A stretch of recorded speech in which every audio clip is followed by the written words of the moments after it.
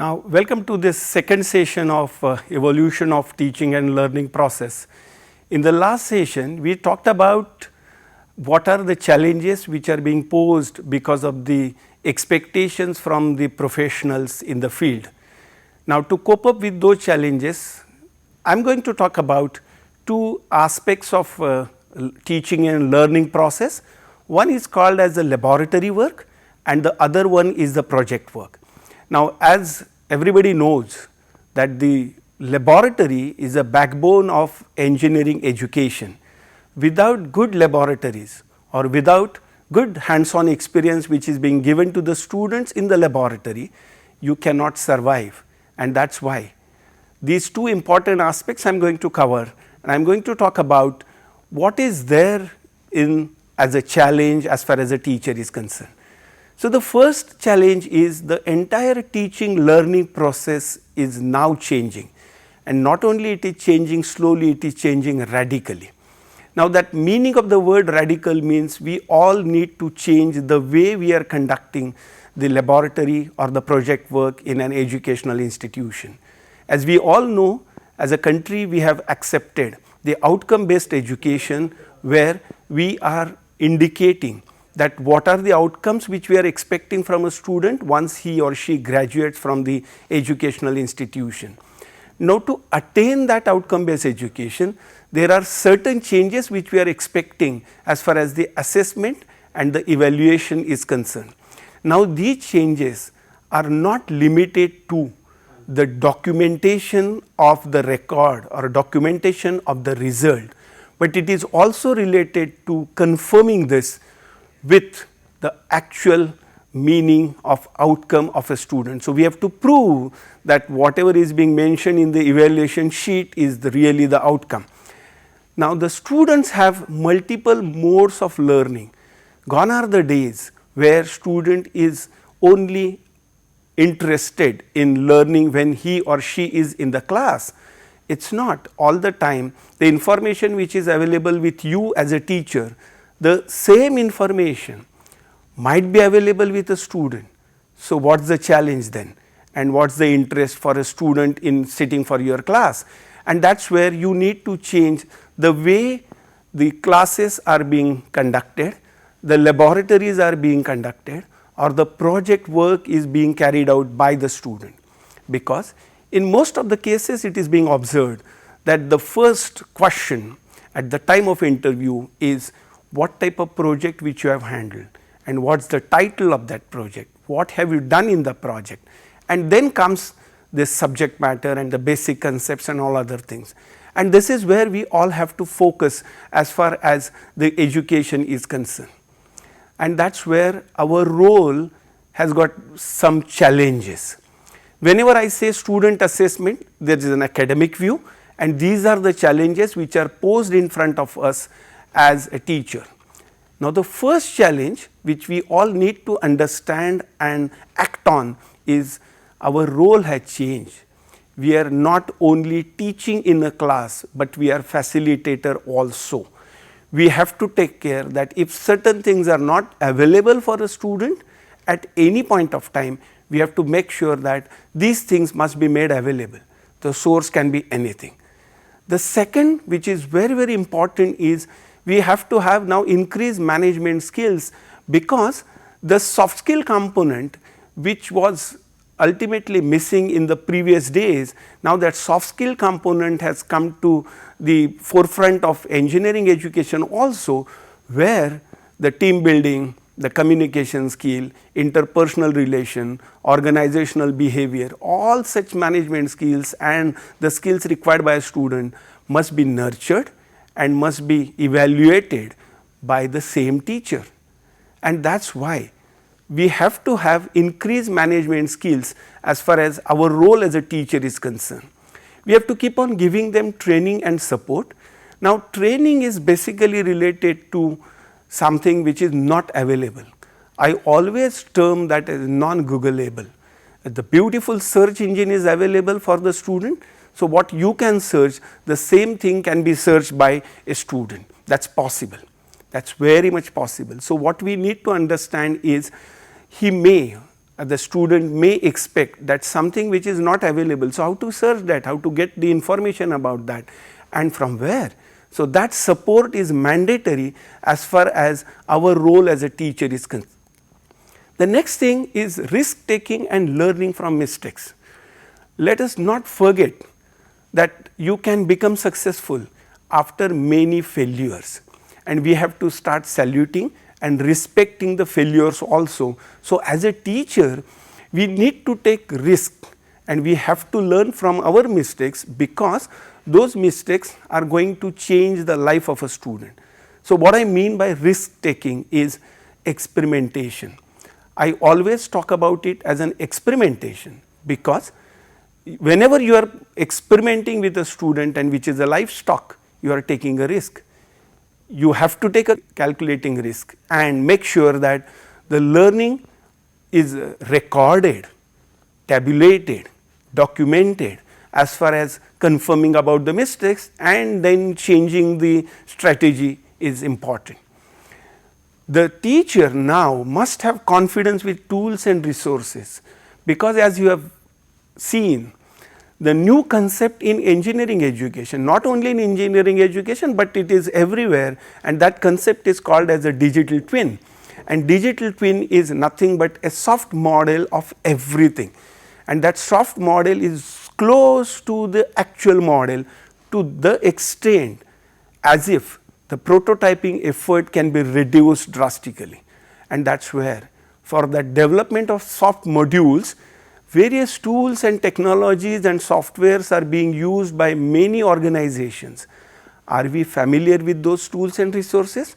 Are we comfortable with those tools and resources? And are we in a position to train our students to use those technologies? And that is the biggest thing which is happening as far as a teacher's role is concerned. In my opinion, as the students are learning, a teacher has to learn continuously, and that is why you can become a facilitator then. The next thing is, of course, and always time. How much time do you want to spend with your students? If somebody asks me a question, I may say always.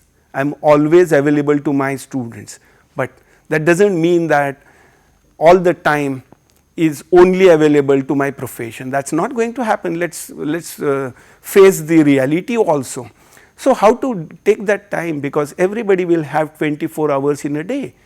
The only answer to this is use of technology. Unless and until we use technology, the time which is available to us cannot be used effectively. Now, we have learned through our project virtual labs since 2009 that how best a teacher can be virtually available with a student 24/7, and that is the challenge which is there in front of all the teachers. But the technology has already solved the challenge. We need to understand that technology and we need to practice that technology. Going to the next part of it is the assessment pattern has changed. When I say the assessment pattern has changed, every student is now expecting, why this grade to me? What is the reason behind that? Now, these are not just a complaint type of a question, but a justification is needed so that a student can change his or her approach. Every student may not come to you as a complaint, but he or she may be interested in knowing what can be done so that I can do better in this particular technology or in this particular subject. For that, what you have is an assessment in front of you. The assessment which we are doing today is not a detailed assessment, and I am going to show you some examples which we already have successfully completed as a case study. Those examples will tell you what is that which is changing actually, and what is that which I should record definitely. But while recording, can I reduce burden on me so that I will remain as a teacher, I will keep on thinking, I will keep on learning new things, I will not become just a data entry operator. That is the fundamental thing which we are expecting from a teacher to change. Now, for that you need measurement. all the time we are saying that unless and until you measure, you can't control. You need to know actually that what is to be controlled. What is controlled is basically the skills which a student is going to attain, those needs to be monitored properly and then controlled in such a fashion that the outcome can be attained. So, that is the most important thing which is not happening as far as the current education technology or the current education system is concerned, because there is a huge burden in a class of 80 to 90 students. It becomes almost impossible, inhuman for a teacher to do certain activities in a class. So, how do I do that? That is always a question in front of me, that if I cannot measure, how can I control? So, what to measure is very, very important, but what is next point which is very important is you have to manage certain things.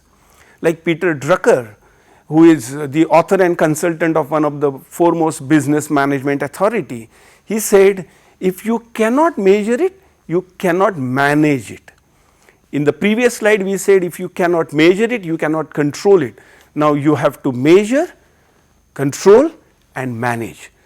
Three tasks which were not there in your job profile are there now in your job profile, because world is looking at it. The professional bodies are looking at you, that the outcome of education system, I am very specific, outcome of Indian education system should be so foolproof that the retention time and the training time on the job has to be reduced, and our students must work in the niche areas of the research, challenging areas of technology, otherwise we will remain slaves.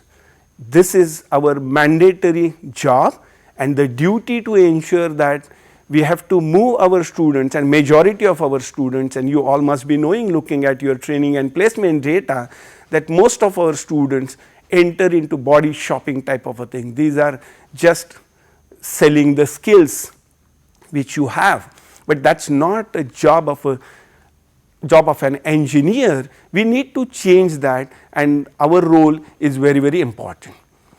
Now, coming to the laboratory challenge, because as I said before, our laboratories are backbone as far as this engineering education is concerned, and this COVID pandemic has taught us so many lessons, such type of an uncertainty we might not have faced before, and that is where we are changing, we are learning new ways of learning, and that is the most critical job in front of any teacher.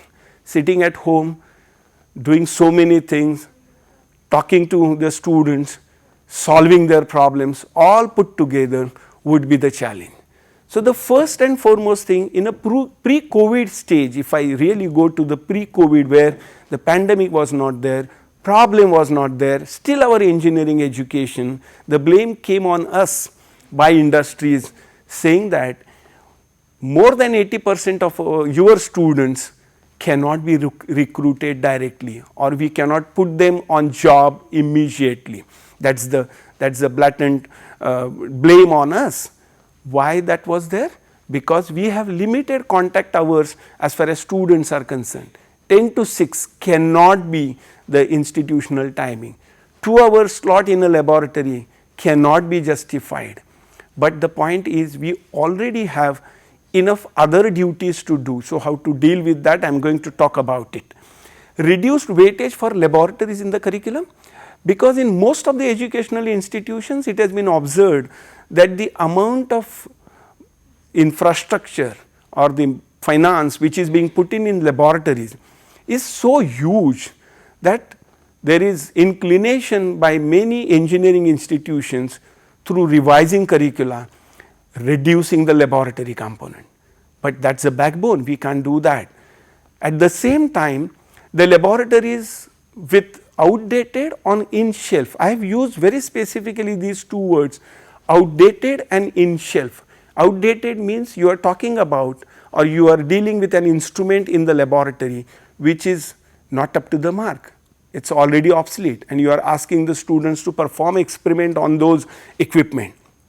Or Certain instruments are so costly that the teacher only demonstrates those instruments or the equipment, asking the students to just observe what is happening, and I call that as an in-shelf technology. Now, the question here is, if I have not touched that instrument, I have not sensed anything, I have not practiced, I have not used that instrument or the technology, how can I become master of that technology? Can there be some way out so that even a costly instrument without a fear of damage, can my students would be in a position to use those instruments, making sure that I am comfortable while giving them access to those instruments which are very costly. Another point may pinch us, may ask us or put us in a corner, like ineffective and traditional teaching and learning process. I call this, and I am also responsible for this, and I am making this statement with a lot of responsibility as a teacher.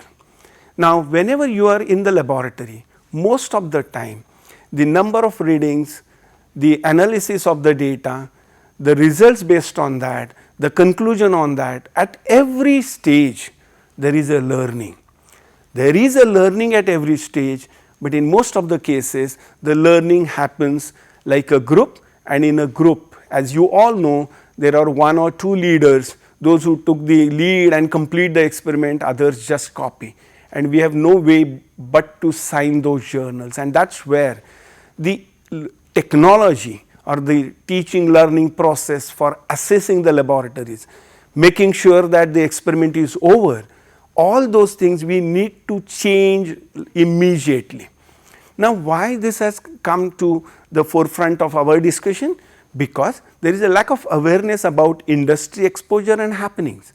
What is happening in the industry?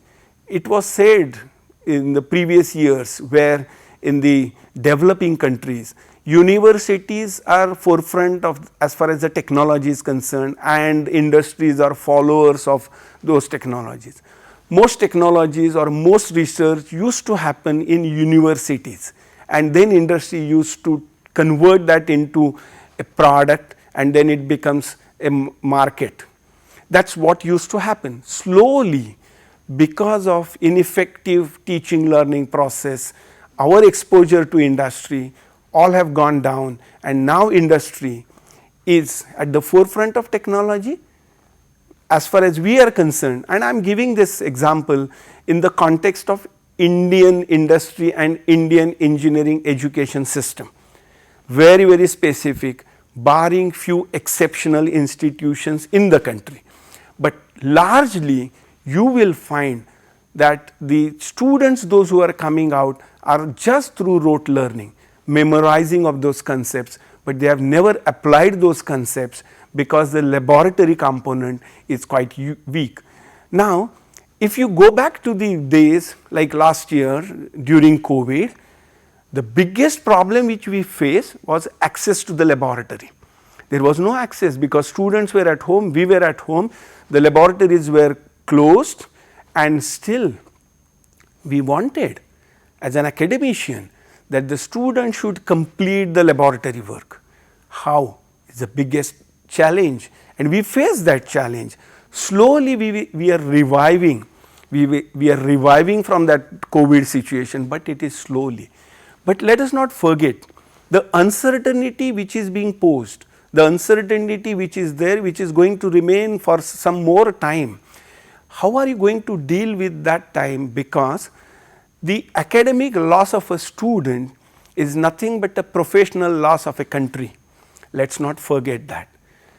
Students are facing difficulties as far as even attending these online classes, because there are limited bandwidth, there are problems with electricity, there are so many problems around a student because he might not have a space to sit at least.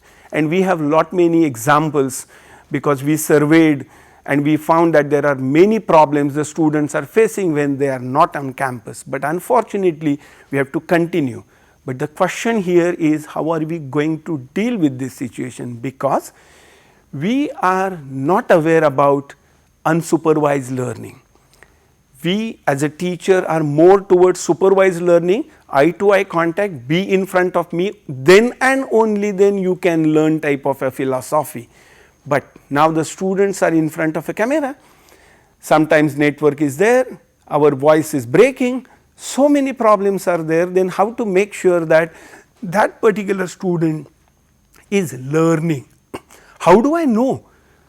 I have no way but to modify or revamp my education system, because the contact between teacher and student is mandatory.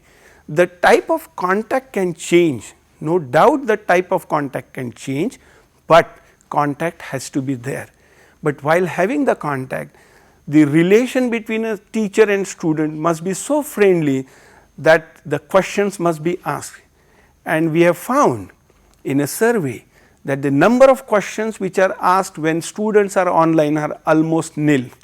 Students are not asking any questions or not replying to questions even, because of many reasons, and we need to change this situation. How do I change the situation? I just wanted to take one case study, and I want to tell you how much number of hours, man hours we are putting on this important aspect of engineering education, which is called as a project work. Take an example. In the country, we have around 1.1 million students, those who are passing out from our engineering institutions. I have considered almost 50% of the students from a particular sector of a branch, like wired and maybe mechanical type of a branch and electrical type of branch, very specifically. So, if 500,000 students are working on the project and each student spending around 185 hours in an year in semester 7 and semester 8, as an individual he is spending those many number of hours. So, if you put all those number of hours and find out 92.5 million hours of job is being done by the students, those who are about to graduate, those who are about to enter into professional world. But if you look at, sadly, the output of this, many surveys are saying that your students are not up to the mark, and finally the recruitment shows that 30% students are jobless.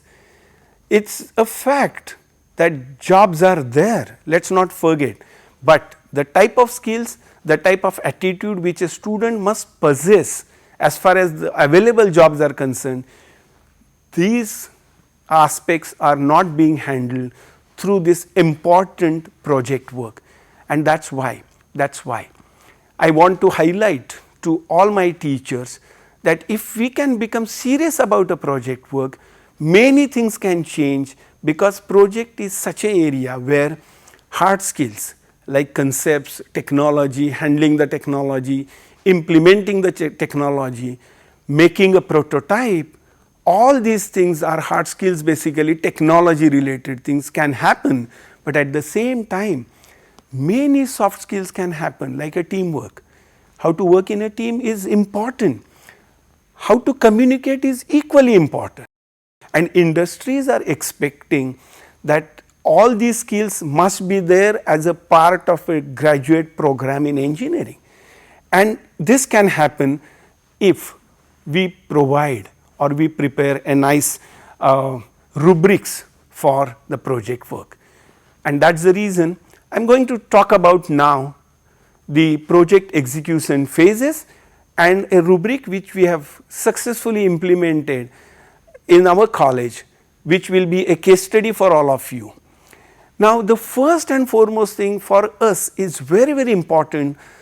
Whenever we say that this is the title of the project, the title becomes a problem statement, and the problem statement comes from some live or a case study which a professor is carrying out, and that is where I urge all my teaching fraternity to make sure that you are in touch, you are in contact with the industries in and around your educational institution, wherever you are working.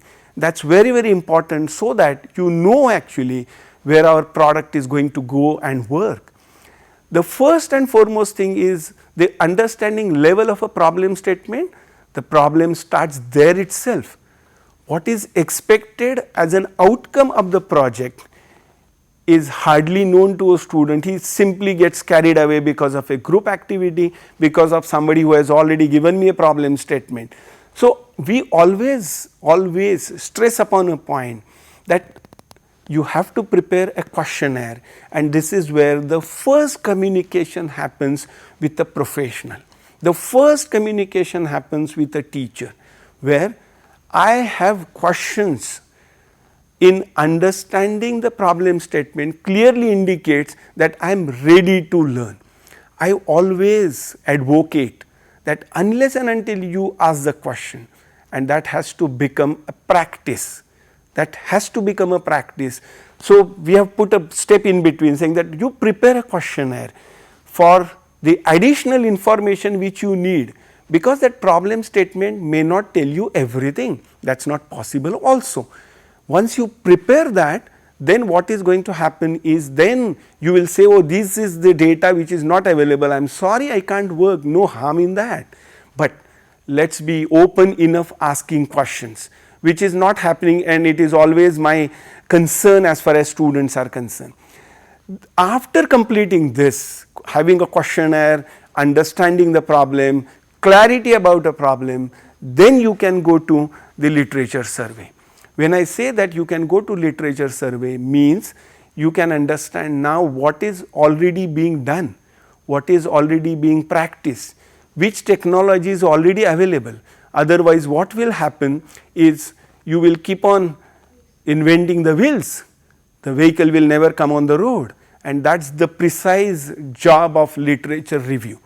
Literature review is a mandatory thing. Normally, we take it quite not seriously as expected. After going through the literature survey, then you will realize that, oh, to solve this problem, these are the things which are available, at least in open domain or the technology wise, or which can be solved easily. There I have to just understand what that technology and use that technology. But then you will find there are certain aspects which cannot be solved so easily.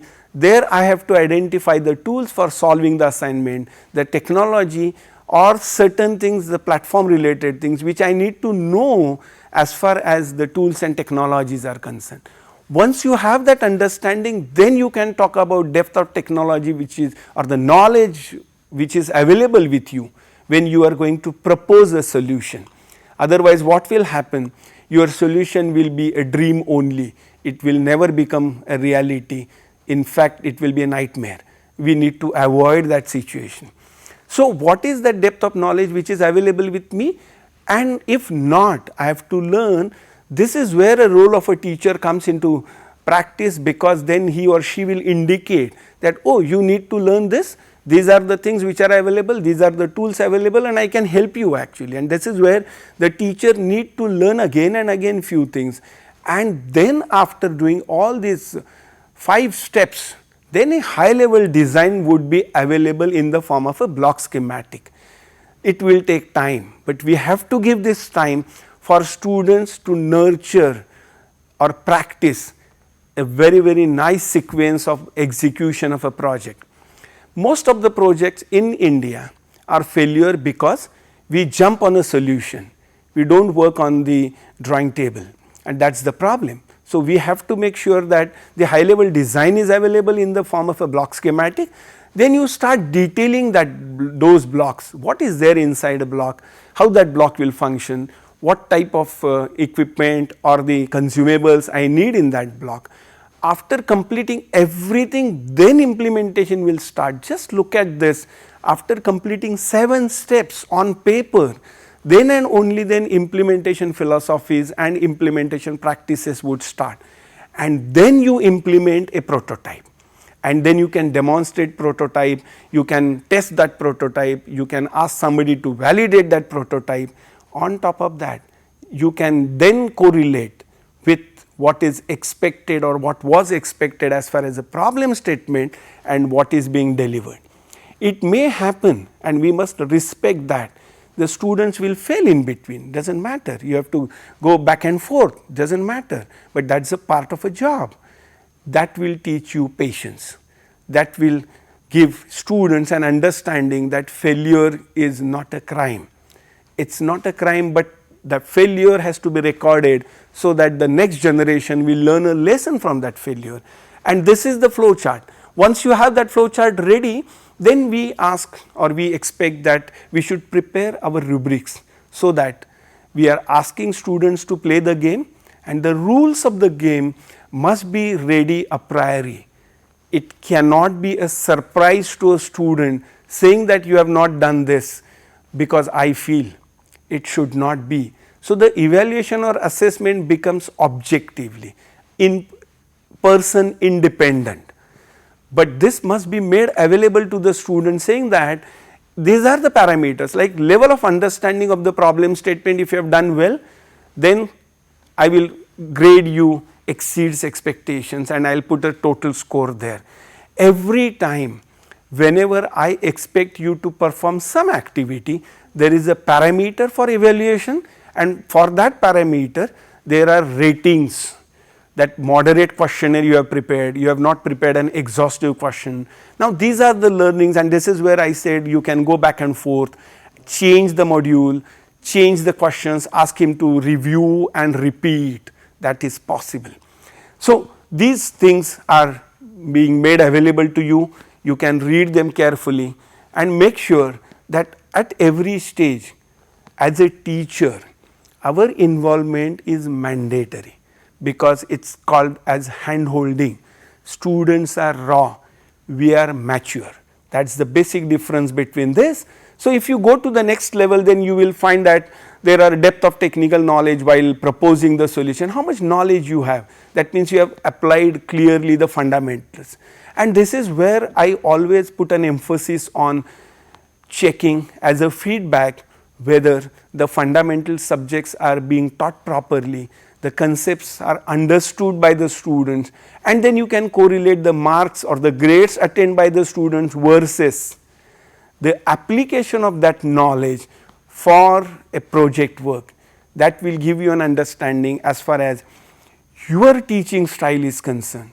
I always feel that teacher must keep on getting feedback from the students through projects, through laboratory work. Is there anything missing in theory? Is there anything needed to be done while giving that theory topic? Is there anything needed by the students? But here my focus is not an individual student immediately. Slowly it will come, but let us not forget that high level design which you have, whether that design is comprehensive enough. Now, you have to tell this to the students in the beginning what I mean by comprehensive design, because whenever you indicate that this is just a generic block which you have discussed or you have drawn, I am expecting more than that, then that would be an indication to a student that something extra needs to be done. Otherwise, unfortunately, we will just sign the certificate of a project, and that is what will be our involvement. Let us avoid that involvement, and as far as possible make sure that we are equally involved with the project, because we are also learning going through the phase of a project. If you go to the professional attributes, because we have talked this with the industry also, we asked industry, what are you expecting from us? Why are you saying that the students are not up to the mark? What is wrong with our system? If you are expecting more than that, let me understand. And you will be surprised to see the chronology in which the expectations have come. The industry is more interested in knowing how much is the level of participation of a student, because unless and until you make up mind that I want to solve this problem, I want to be part of this solution approach, then and only then things will move. But the second point is equally important, where industries are saying that we are fed up. Why? Because proactive, optimal and English communication has become a great difficulty. As we all know that our engineers graduating from our institutions are becoming global engineers. Most of our organizations, professional organizations or companies are globally present, and that is the reason. The projects which they are taking out, these are the global projects.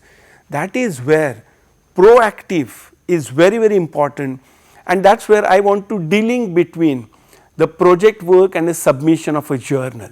Submission of a journal is basically going exactly against this philosophy, and that is where we need to correct it there and there only. Then and only then. It will not be like an excuse if I have not done something. I have proactively intimated that because of so and so reason, I am sorry, I cannot do this, I cannot deliver this part of a project, because it is a teamwork. Somebody is dependent on your work, and we need to explain this to the students, saying that you are not alone, you are not autonomous, you are working in a team, and that is the reason the timeliness, the task management. It is very, very important, because we have checked and we have seen and we have talked to industries, and they are saying that even filling up the forms indicating that the progress, we call that as a progress review. Every week there will be a progress review, but we hardly and we have found that many students in many colleges, of course I always say that there are good colleges, barring few colleges, there are problem with task management, there are problem with problem solving approach. Multiple solutions are there, and how can I solve the problem, and what is the scientific way of solving a problem. It must be in the DNA of a student. Let us not forget, if our students needs to be successful in professional organization, we have to ensure that the basic DNA of a student must be changed, and attention to quality and attention to details is very, very important as far as industries are concerned. So, I just put forward the industry perspective as far as the project work is concerned, because last 7 years we are working on this aspect of a project through Intake Olympiad, where industry and we are working together, and we are ensuring that students are getting motivated, doing a job, making sure that their project is a live project. It is not only a theoretical project, only title is catchy, it should not happen. Now coming to the evaluation part of it, because industries are not ready to use our grade report as a bar stick for selecting a student. Please remember my quote, industries are not ready. Previously it used to be a yardstick, saying that if from a particular institution, if this is the grade report, the student must be good. Now there is some mismanagement, some delinking between what is being printed on the grade report and what is known by a student. There is a mismanagement there, and we need to now talk about a personalized report. Now here I stress upon a point, because many teachers may say that for personalized reporting type of a thing, where is the time available? But please believe me, you do not have time, but you have technology. Can we use that technology to ensure that these personalized reports can be made available? In my next session, I am going to talk about how to develop those personalized reports using technology. Your job as a teacher should developing good technological platforms to assess or evaluate a student, and not actually assessing a student. Slowly it will happen, and I am sure you will learn from your mistakes and you will have personalized reports available. Second is identification of extent of understanding of the concept. That is what is very, very essential, because if I have not understood a particular concept, there is a possibility that I may not be in a position to utilize my knowledge, because it is not there. How can I do it? There and there only, if I can correct. It should not happen that our examinations are mode of passing or failing a student. We need not wait till the end saying that no, you have not understood these concepts. So, sorry, you have failed in this concept. So, let us not wait, because we are playing with the life of a student, and that is where the next point which is important from my side is, can we have a blueprint of a student instead of a grade report of a student? And I am going to show you how to develop that blueprint of a student. Facilitation for the weaker areas, it is very, very essential that few students are shy by nature, maybe because of their background, maybe because of their communication problems, maybe because of some other reasons which are not listed in our resume. While entering in the college, we ask them to prepare or submit their resume like family background and all other things. Probably can we facilitate them in their weaker areas, maybe by giving some extra time, extra technological support? Is it possible? So that our evaluation will make sure that our students are profession ready. Unless and until our students are profession ready, we will miss the bus of placing a student at a good location.